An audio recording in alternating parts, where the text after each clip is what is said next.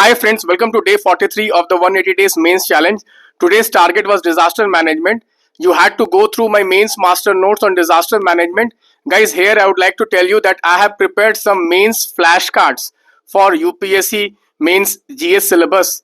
These flashcards will help you to revise the entire syllabus in very effective manner. Guys, these are Crux Notes on most of the important topics of the UPSC GS syllabus. Along with the mains master notes, I am giving you mains flashcards for revising this.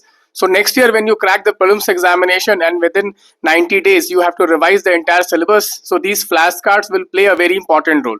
With this guys, let us see today's PYQ. The question is, the frequency of earthquake appears to have increased in Indian subcontinent. However, India's preparedness for mitigating it has significant gaps. Discuss various aspects. So here we have to discuss gaps in mitigation of earthquake. So guys, what I have done is that I have written a introduction where I have discussed about India's vulnerability of earthquake. Here I have mentioned 60% of India's land is vulnerable to seismic activities. Next, I have mentioned a heading, existing gaps in earthquake preparedness.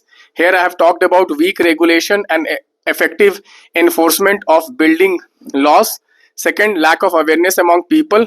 Third, financial constraints which is impacting retrofitting activities of existing infrastructure. Next is inadequate seismic zoning, and next is haphazard development of without planning. Okay, so that's the main problem in India, that we are not developing as per the planning. Okay, then what I have done is that in the way forward I have talked about NDMA guidelines. Okay, in NDMA guidelines, when you read NDMA guidelines guys, the guidelines talks about 6 pillars of earthquake management. Here I have drawn the diagram that we need to enforce the 6 pillars of earthquake NDMA guideline on earthquake. You can see earthquake resistant design, seismic retrofitting, enforcement of compliance of building laws, awareness campaign, capacity building, and emergency response. In the end, I have just added that we need to integrate earthquake disaster risk reduction into development planning to become a disaster resilient country.